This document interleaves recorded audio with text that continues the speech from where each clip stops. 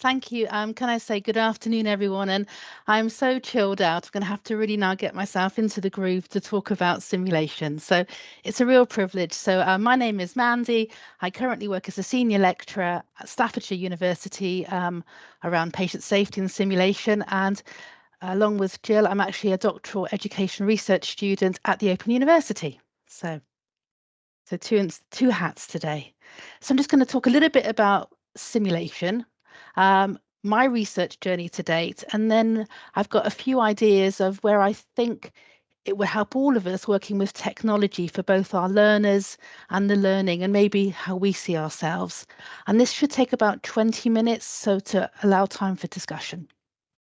So a little bit about me. I am a nurse by profession. So there is Simulator Mandy in the middle. That's my Lego figure. So I trained as a nurse back in the 1980s at the Nightingale School of Nursing, wearing a hat and an apron, really, really traditional. Um, and then after specialising in cardiac nursing, I went to work in education, and then I joined the Bristol Medical Simulation Centre. And Bristol's unique in simulation. It was the first centre in Europe, so it was lovely to work there. Best job ever. And then I decided I wanted to try something different in simulation. So I went to work for industry for an American company called METI that was bought by a company called CAE. And I ended up traveling all over the world looking at lots of simulation with lots of different types. And then along the way, realized that I had gaps in my knowledge and I was trying to figure out some questions. And that led me to joining in Axel, a global society, and being one of their faculty and starting a doctoral degree. And then as I began my doctoral journey, I changed it. Anybody that studies, it transforms you at any level. And then an opening appeared at Staffordshire, and I joined the team about 18 months ago. So I'm quite unique, I think, that I've worked in simulation in an NHS setting, a commercial setting, and now in an academic setting. And this will underpin my story today. But this is always a journey. For all of us, there are people along the way. So I just need to acknowledge my supervision team at the Open University, Thea and Bart, the rest of the OU team, and the wonderful colleagues here at Staffordshire, because again, it's a team approach. So simulation. So if you think what simulation is, there are lots and lots of definitions, and those definitions will be really from your context. So simulation is in law, it's in business studies, police, aviation, defense, security, science. So this is quite a generic definition, but I really like this for people that are in the real world because it talks about practicing skills either as an individual or in teams, looking at real world learning, thinking about safety of maybe themselves or the people they're working with and alongside. But for today, I'm going to situate it in healthcare. So this is my working definition for my current doctoral research. I'm calling it an education strategy. Now, there is a debate. Is simulation-based education unique, or is it an arm of our teaching pedagogies? And that's an ongoing debate. I believe it has immersive technologies. Pictures are coming, but nothing gory. I made sure I didn't do anything horrible today. And I think you can use it for teaching and learning, rehearsal. So maybe you've been working in a role for a while and you want to try out some new ways or new ways of working. You can certainly use it for assessment or feedback. And for me, it's about that safe patient or client care. Now, at Staffordshire, we're very fortunate. We have 3 simulation centres, one at Shrewsbury, one at Stoke, but the £5.4 million simulation centre is at Stafford. And here are just a couple of pictures of the Stafford Centre, which is called the Centre for Health Innovation. If you ever get a chance to come to Stafford, please come and visit us. It's purpose built, and these are 3 pictures. So one with the car is in our large immersive space where you can drive an ambulance in. You can portray any background. We can do tropical rainforest. It hasn't just got to be health. Then we have a flat which has several rooms, so you can do really cool things with your own front door. And we also have a series of clinical spaces to be acute care settings. So my colleague Dec there is caring for an interactive mannequin that breathes, that cries, and we use a range of technology, including people taking on characteristics of behaviours. So it is really beautiful. And for us, we're looking at student nurses, ODPs, paramedics, midwives, social workers, scientists, psychologists, sports scientists, police, and anyone else that wants to come and join us. But if we think about simulation-based education, this is the sort of traditional way most people are doing it globally. We have our simulation design based on a needs analysis, thinking about the level of the learners, what you want to do, the types of technologies. You then decide how many learners you want to care for your patient or client, for me in health. Everybody else will be watching, often in another room. In the pre-brief, you orientate them to the environment, what those learning outcomes are, thinking about psychological safety, that's really important. Some learners will do the care in this scenario, everyone else is watching.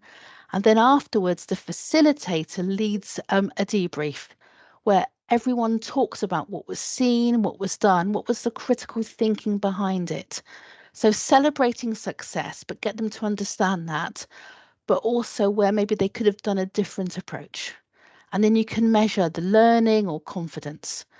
Now, when you look at the literature, loads is written about design, loads on pre-brief, even more on debrief, loads on evaluation, but nothing much on scenarios. And that's where I became curious.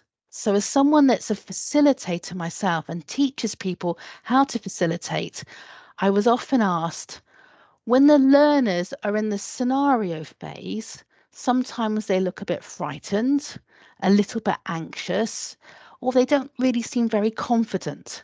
And you want to support them to achieve the learning. This is for teaching and learning, not for assessment. So how do you know? For me, I just make it up. I spoke to peers across the world. We're all just like, oh, we just do stuff because it works. And that actually was one of my reasons for doing the PhD, was to try and improve my practice and other people's practice, to share hopefully. But when I looked at the guidelines, and I'm not expecting you to read this, it's very small. There are international guidelines, the UK Simulation Society, this is an Axel. They all say very similar things. They say use cues or prompts to support the learning. They don't tell you when to cue. They don't tell you if cueing works, and they only come at it to support the learning outcomes. So how do you know? And to give some examples of what I mean by cueing, and this is from the literature and from what people are doing, let's imagine the patient's got pain. And if the learners aren't picking up the pain because maybe they're frightened or they've got what's called performance anxiety, what we can do is we can, if we're voicing a mannequin, give different words or go, oh, it's really hurting. Or we can use what's called an embedded participant, and someone goes into the room, maybe as a family member or another healthcare professional, and says, oh, Mr. Smith looks like he's in a lot of pain. What's going on here? Or if you've got a monitor, you can increase blood pressure or change your heart rate. Or suddenly a phone can ring and we can give data that helps them figure it out. Now, the one I have never, ever, ever used is what's called in the literature voice of God, where a voice comes in over a speaker and tells them what to do. I've never been a fan of that, but there are people that use it. And then the final example is the facilitator actually pauses a scenario and regroups. So that's what the guidelines say, is do some of them. But again, how do you know what to do, and does it work? So this is the sort of landscape that I'm fascinated by, and I spend my life thinking about it. So I went to do a literature review to think, well, does my feelings and what people are telling me in the simulation community, is it just me thinking this? So I went to the literature, and I'm not going to explain all my criteria, but I chose 1999, and this is a key date in nursing in the UK. At the end of the sort of late 80s, early 90s, nurse training began to move from the apprenticeship system into higher education. And the first few years that that was going on, a big report was commissioned by the regulator, which is now called the Nursing Midwifery Council, but back then was called the UKCC, a bit of a brand change, by Sir Leonard Peach. And he found that there were some problems with the new curriculum, which is going to happen. But he made a series of recommendations, one of which was that every university should have skills and simulation areas. So all the literature I looked at was after this big piece of work. And what was really interesting when I began to sift through the papers, and I sort of went for about 201, I found, when I sifted through, I found 31 that met my criteria. And these were in three themes. One theme was very much that students love simulation.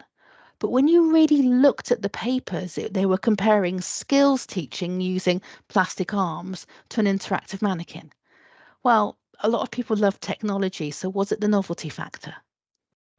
They also measured speed of doing a task. Well, I don't think speed of a task equals safety.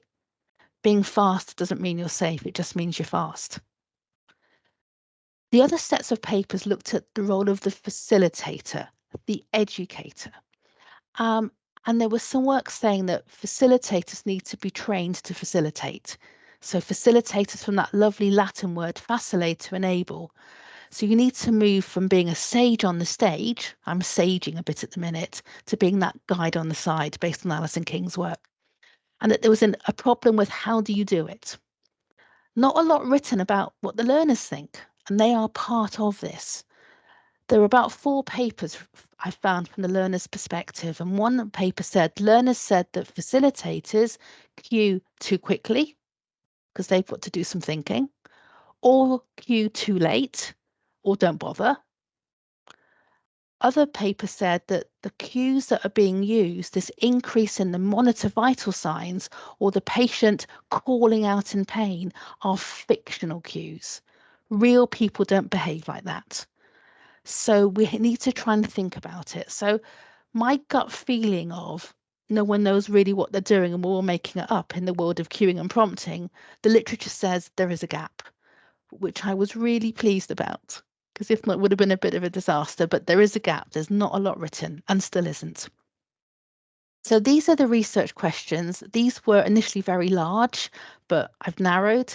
I'm narrowing again. I wanted to look at it from not just the facilitator piece, but also from the learner piece. So to get both perspectives, because I think then that's going to help us in the world of education, be it in an academic place or in the workplace. So what I decided to do was do a pilot study.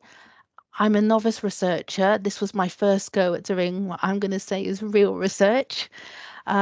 So after lots of toing and throwing, I went with an explanatory descriptive case study to try and find out what was going on here and now. And I chose to use semi-structured questions, only 5, for students and facilitators. Ethics was granted, and I began last June and July off trying to collect this data. I chose to use Microsoft Teams because you can transcribe in that. And then I sent all of the people that participated their scripts back. And where the medical terms weren't quite captured, I rewrote them in a different color and said, is this what you thought? And then I began the data analysis. And because I'm very new at this, I tried to find a way that worked for me and for what I was trying to do. So I went with Braun and Clark's 6-step thematic approach based on their 22 textbook. I chose them because I attended some of their webinars last year. I felt very inspired. I thought, I can do this. I can familiarize myself with the data. I can do a bit of coding for the first time. They say very clearly, themes do not emerge. They're very clear on that you generate themes and we all have a bias. So the way I've done the themes comes from my bit of bias. Then I can create these thematic maps. Now, this was a pilot. There are limitations with this study. And you'll see it straight away that I was aiming for 5 facilitators and I got 4. The student nurse didn't go so well, my recruitment. Now, I had loads of student nurses that were keen, we spoke. For some reason, they felt unable to sign the consent form, and I didn't want to pressure them because of a power thing. That's something I'm changing now because I'm recruiting for the main study. However, it did give me a chance to have a go. And I think from the facilitator piece, I've pulled out some interesting initial ideas. And the student nurse spoke for over 50 minutes. But I'm mindful that when you see some of this, it is pilot data. So here we go. I didn't know how to code. I didn't use NVivo. And because I had such a small, I literally sat on my carpet and I cut up all of the text. And I found this by hearing Braun and Clark on their early webinar last year. Somebody said they were doing that. So I felt really inspired that I was actually cutting out the data and rearranging it into lots of themes. And it was really organic. And I really felt I know the data really well because I've cut those pieces up. I've looked at them. I've moved them around. And I did this over a 2-week period. And in my home, there was just bits of text everywhere and nobody could actually hoover the carpet. So, but it worked. From this, I created my first idea map, and I will spend a few minutes on this. So I'm going to look at the facilitator piece first. The 4 facilitators, one of the questions I asked them was, how long have you been a simulation facilitator and what training have you had? And there were 2 groups. There was a group between 5 and 10 years who'd had multiple training and had simulated in academic and clinical settings, and 2 within about a year. What was really interesting, all of the facilitators said that they intervened in that scenario phase when the students looked stressed. So what I call reading of the learners. And I said, well, how do you know they were stressed? And they said they were sweating, they looked pale, they were mumbling, they just looked in fear. So we felt we had to go in. They also said that they also intervened what I'm calling modality at the moment. When the technology didn't do what they wanted it to do, they intervened. And my follow-up question was, when you piloted your design, was that maybe not something you had thought about? And none of them had piloted their designs. They went live. That's okay, because I often don't. So, because I'm a real-world simulation teacher. They also intervened when they thought the learners were going to break the technology because it's expensive. And one gave a lovely example. They were using a person who was distressed, of a human, and the learners were trying to give them an injection, and we're really going to give them an injection. And obviously, we can't really let that happen.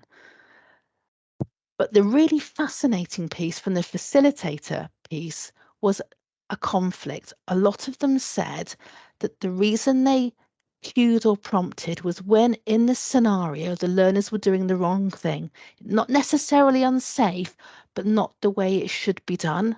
And when I said, but why did you do that? Because we're in a teaching and learning, they felt that it was about their professional registration. So they said they had conflict being a registered practitioner and a facilitator. And they were worried that the students would think that they didn't know what they were doing if they didn't intervene, which was really interesting. They all said this. And then we had a discussion, well, that's what the debrief is for. So is there something about the way we maybe train our facilitators? Or is it something that when you've got a professional registration, that you have this sort of internal jeopardy thing? I'm not sure. The lovely student nurse, and again, they talked about drilling. They kept saying that the more times you do simulation, the better is, and that would link to Erickson's model of repeated practice. But also that there were certain things you have to do to be a registered nurse, and it's about getting it right. So I think there is a link there to professional identity.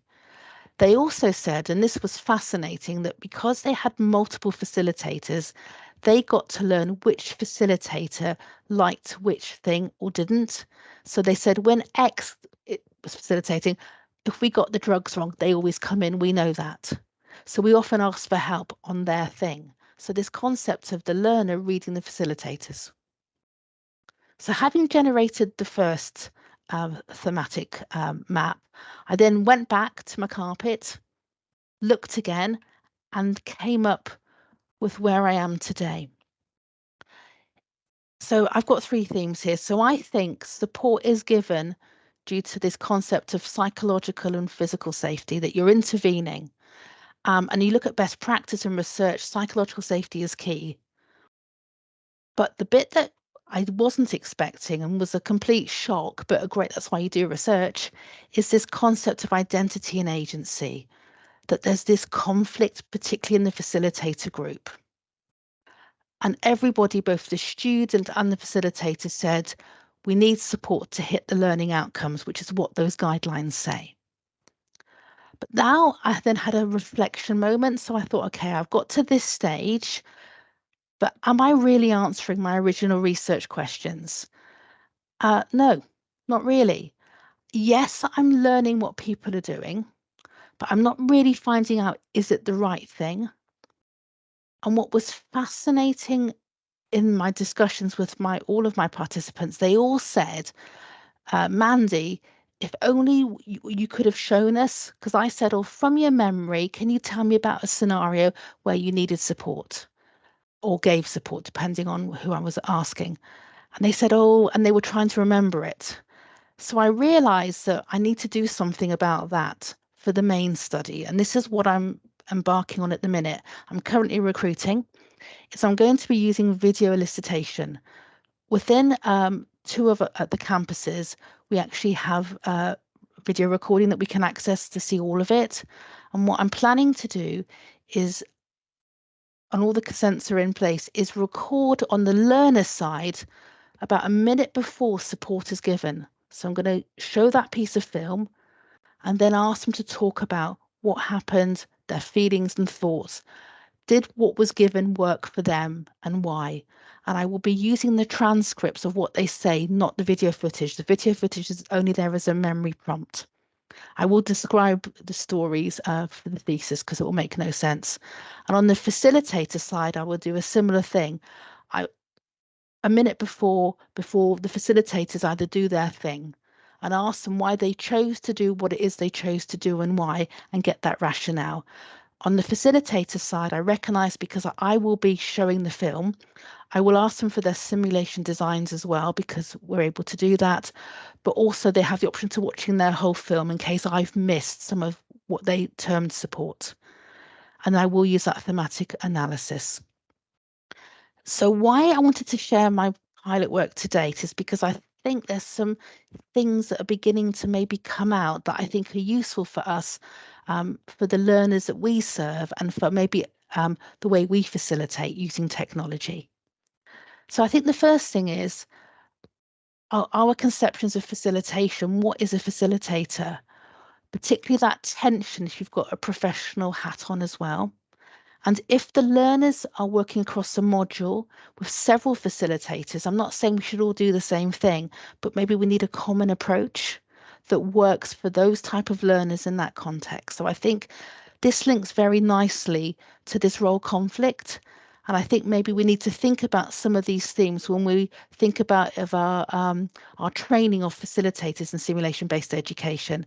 Health Education England are looking at a national training programme, but we need to think about this because simulation facilitators can come from clinical backgrounds, from technical backgrounds, from science backgrounds, from a range of backgrounds. So we do need to think about that. If we're involving learners for learning's sake, then surely we need to involve the voice of them. What are our learners' needs? And that might change. That's why I'm trying to capture the voice of the learner, and I'm going onto campus over the next couple of months, meeting all the groups of learners who hopefully will consent for me to do this with them. I realised that I did it all virtually in my pilot study, and they just need to meet me, and I need to, that's learning about how to do the research. And then the final thing is, if we're using technology, and I love technology as a simulation teacher, we really need to think how technology is used, but also how we introduce it to our learners and our facilitators. It's not just a case of learning how to use it, it's how to teach with it. What are those strategies and what support can we have? So those were my sort of implications to date. So I've hopefully given you a little bit of an insight into my world as a healthcare simulation teacher and my research journey to date, and some top tips. And with that, I'd like to say thank you very much. And there's both my email, Miniature Mandy again in Lego, but also my Twitter feed.